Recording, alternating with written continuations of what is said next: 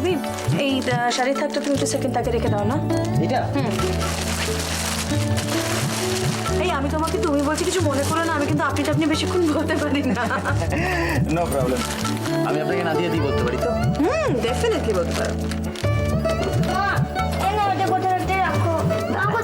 মা একটু ওইদিকে গেছে, দেখ। অভি একবার এদিকে শুনে যা। হ্যাঁ আসছি, আপনি একটু এগুলো লাগান, আমি আসছি জাস্ট। দাদি আন্টি আমার খাওয়া হয়ে গেছে। তোমার খাওয়া হয়ে গেছে? তাহলে এখন কি করা যায়? কি কাজ করে ঝাড় দিয়ে দেবো? তোমাকে ঝাড় দিতে হবে না, এমনি পরিষ্কার আছে সব। আমি দাঁড়া দেখছি কি কাজ দেওয়া যায়। দাদি আন্টি তুমি গৌরবকে আনলে না কেন? ও একটা অন্য স্কুলে চলে গেছিল তো মাঝখানে, আবার পুরোনো স্কুলে ফেরত এসছে, এখন অ্যাবসেন্ট হওয়াটা একদম উচিত হবে না রে। এই নাদিয়া শোন না, ওখানটা বসো। বলছি সামনের ওই ফেস্টুনটা দেখে না পাড়ার অনেক লোক আসবে বলেছে, জানিস তো? বাহ, খুব ভালো তো, মানে পাড়ার লোক দিয়ে শুরু হচ্ছে। এক্সেলেন্ট, দেখবি ভালো হলে না নামটা এইভাবেই ছড়িয়ে যাবে। মা আমি দোকানে বসবো তো? তুমি দোকানে বসবে? তুমি যদি দোকানে বসো স্কুলে যাবে কে? আমি? মা জানো তো আমার না ভীষণ আনন্দ হচ্ছে। আমি জানি মা। আচ্ছা বৌদি, হ্যাঁ সবই তো হলো, কিন্তু আমার এই পরিশ্রমের মজুরিটা কে দেবে? কি চাই বলো তোমার? চা, এক কাপ গরম গরম চা। তৈরি হচ্ছে, একটু ধৈর্য ধরো। এই নাদিয়া, বিনোনাথ বাবু এলেন না তো?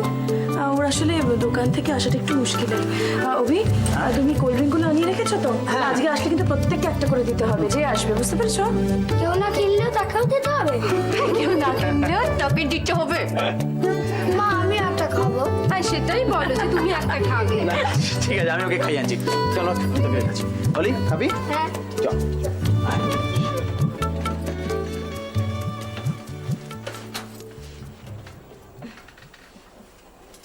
নাদিয়া, তোকে আমি থ্যাংক ইউ বলবো না।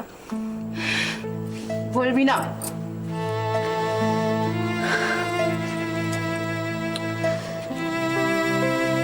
তবে কি জানিস তো, বিনোনাথ বাবু যে আমাকে এতটা সাহায্য করবেন এটা আমি ভাবতে পারিনি। অরিন্দম বাবু কিছু জানেন না? না কিছু বলিনি, আগে থেকে সব ঠিক করে রেখেছিলাম, একদম সাজিয়ে গুছিয়ে নিয়ে উপহার দিয়ে দেব।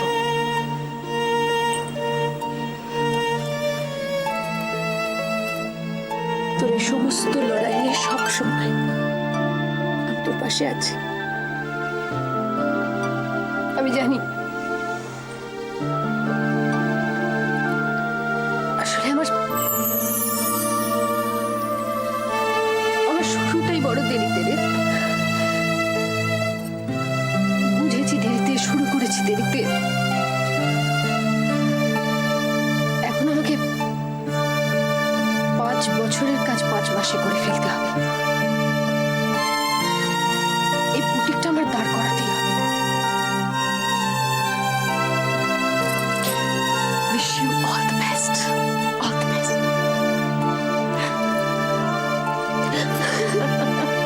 All the best.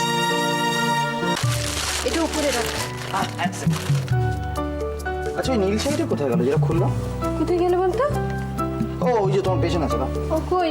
এই তো হ্যাঁ ওই তো তোমার পেছনে, চোখে দেখতেও পাও না? ও আমার কি পিছনে চোখ আছে নাকি? এনে ধর। তো বৌদি যাই বলো, প্রথম দিনই 2টো শাড়ি বিক্রি, ব্যাপারটা কিন্তু খুব একটা সোজা ব্যাপার নয়। মা বিবাস শান্তি না তোমার শাড়ি কালেকশনে খুব প্রশংসা করছিল, বলছিল তোর মায়ের শাড়ির চয়েস কিন্তু খুব সুন্দর। 2-1 দিন যেতে দাও বৌদি, দেখবে তোমার বুটিক জমে যাবে। আগে 2-1টা ভালো বিজ্ঞাপন দিয়ে দিই, বুঝলে, এটা ভালো ম্যাগাজিনে, আর একটু জমলে না আমরা ডেকোরেশনটা আরো ভালো করে করবো, বুঝলে। কাকু যদি একটা এসি লাগাতে না খুব ভালো হতো। মেয়ের কথা শোন, এমনি হয় না আবার এসি। বৌদি নজরটা একটু উঁচু রাখাই ভালো। না রে, সব হবে, দেখিস তুই প্ল্যানটা খুব ভালো দিয়েছিস। একটু চললে পর দেখবি বড়লোকদের গাড়ির লাইন লেগে যাবে বুটিকের সামনে।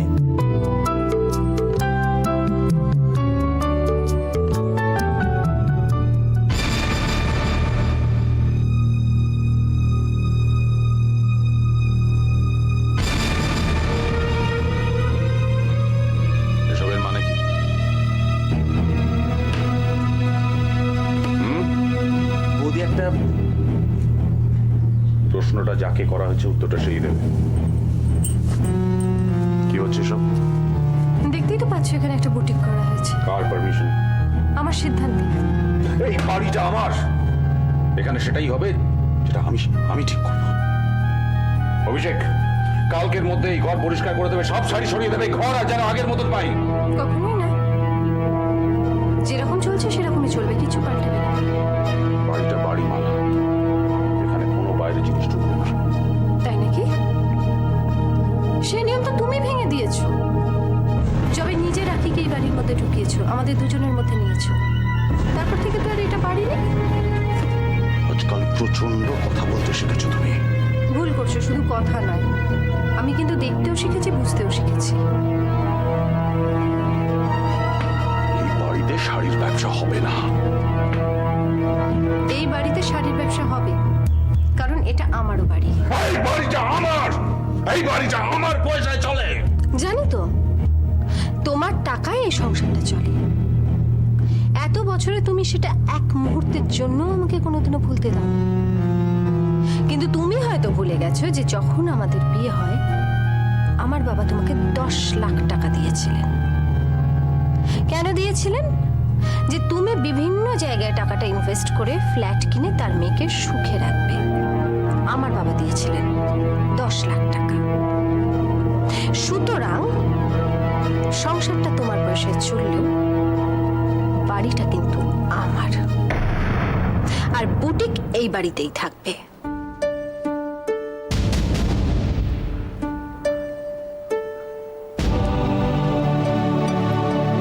এই কিরিট, ওঠো, এসো এসো আমার সাথে। সারাদিন এক ফোঁটাও পড়েনি। দিদিকে নিয়ে পড়ার ঘরে যাও, বই খুলে বসে, আমি আসছি।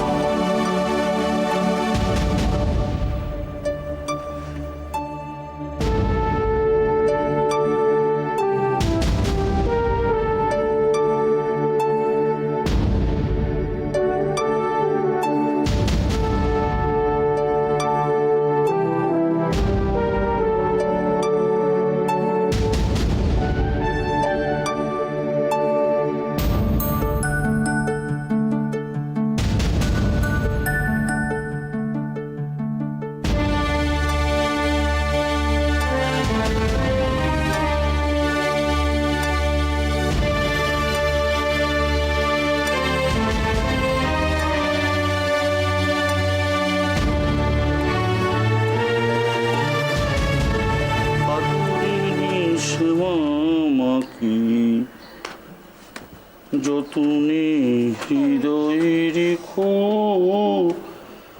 আদরিনী। হ্যাঁ, কি ব্যাপার রে? তুই চোরকির মতো ঘুরপাক খাচ্ছিস কেন? গরম লাগছে বুঝতে পারছি, জামা পড়েছে লাট সাহেবের মতন। যে জামা খোল, জামা পরে ফেলেছে। হ্যাঁ চলো দেখ বসো।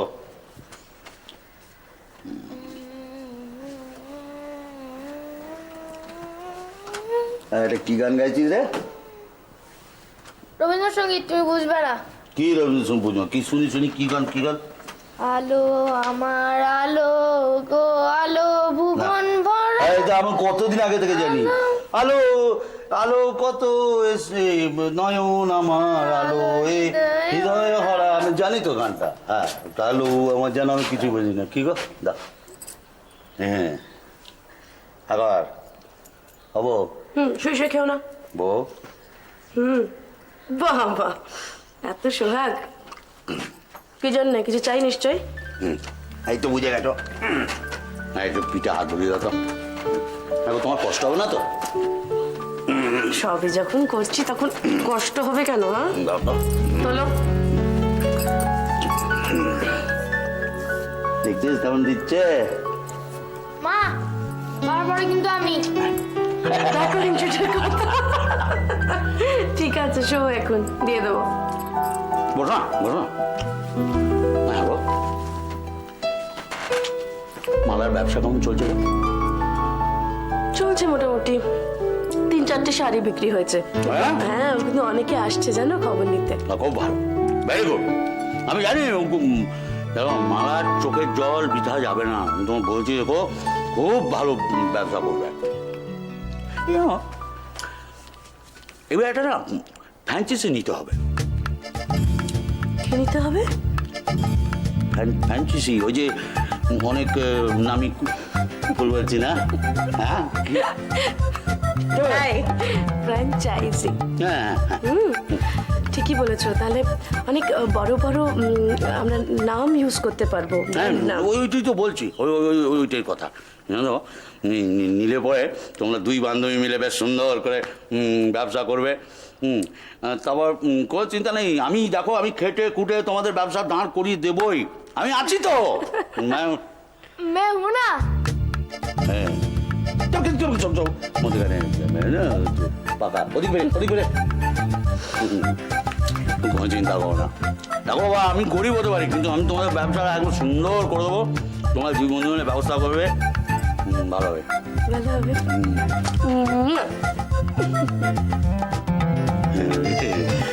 এইগুলো মাঝে মধ্যে পাবো বলে না এত খাটি। তাই শুয়ে পড়ে এবার।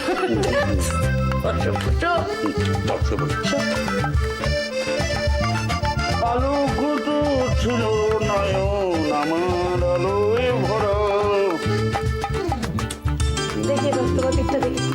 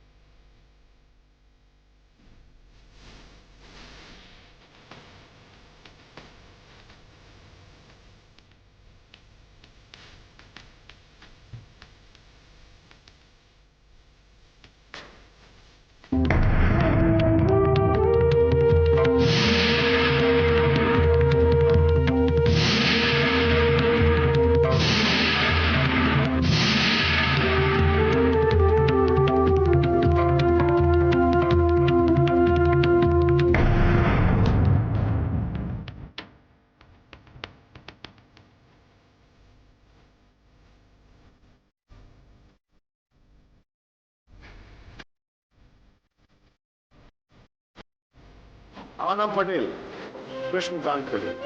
মিস রিনা। मिस लीला क्या करते हैं आप? মানে আপনার কি করা হয়? বিশেষ কিছু নেই, আমি একটা এনজিওতে আছি। মানুষের জন্য কিছু করতে পারলে আমার খুব ভালো লাগে। অবশ্য বিশেষ কিছু করতেও পারি না। আপনার ইন্টারেস্ট আর আমার ইন্টারেস্ট দেখছি একই। আমিও দেশের জন্য কিছু করতে চাই, জানেন, স্পেশালি মহিলাদের জন্য কিছু করতে পারলে আমার মনে হয় আমি নিজের মায়ের আত্মাকে শ্রদ্ধা জানাচ্ছি। রিয়েলি? আমার মা গরিবদের কথা খুব ভাবতেন। ছোট বাচ্চাদের আমি খুব পছন্দ করি, ওদের জন্য কিছু করাটা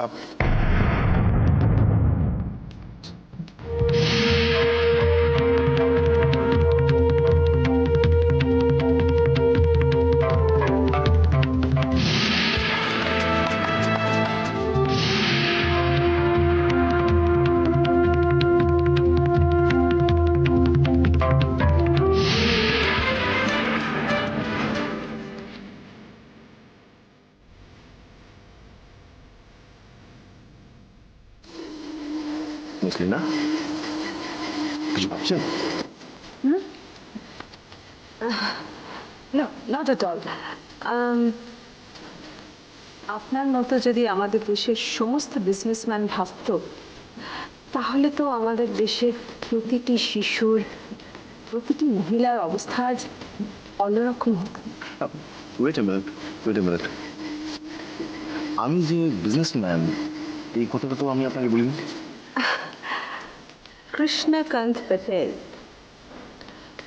উনি যে মেগা সিটিতে হাত দিয়েছেন এই কথা তো সবাই জানে। আপনার এই স্টেপটা গভর্নমেন্ট খুব অ্যাপ্রিসিয়েট করেছেন। Schools, hospitals, old age homes, theatre halls, amusement centre, এই সব কিছু নিয়ে তৈরি হবে আপনার মেগা সিটি। Wow! আপনি তো আমার স্বপ্নটা এমন সুন্দরভাবে বললেন, মনে হচ্ছিল স্বপ্নটা আমি নয়, আপনি লিখছেন। আসলে আপনার এই কসমস এক্স জোন প্রজেক্টটা এমন যে কেউ এগিয়ে আসবে আপনাকে সাহায্য করতে। দেখুন, আমার এই প্রজেক্ট কসমস এক্স জোনের জন্য কিছু fresh, smart and efficient executive দরকার। আমার মনে হয় আপনি পারবেন। কি? আমার এই প্রজেক্টটাকে এগিয়ে নিয়ে যেতে। দেখুন, আমি বেশিরভাগ সময় দুবাইতে থাকি আমার বিজনেসের জন্য। তো এখানে একজন দরকার যে আমার কাজের দেখভালটা করবে। আপনি আমার কোম্পানি জয়েন করবেন এক্সিকিউটিভ অ্যাসিস্ট্যান্ট হয়ে। আমি? You. আপনি স্মার্ট, এফিশিয়েন্ট, ইন্টেলিজেন্ট, সবচেয়ে ইম্পর্টেন্ট আপনি একজন ড্রিমার, ঠিক আমাদের মতো। দেখুন, এই দেশে একটা মেগা সিটি হবে, সবাই আরামে থাকবে, কমফোর্টেবলি থাকবে, আপনি আমার সঙ্গে থাকবেন। আমি সব বুঝিয়ে দেবো আপনাকে। দু একদিনে দেখবেন আপনি সব বুঝে গেছেন।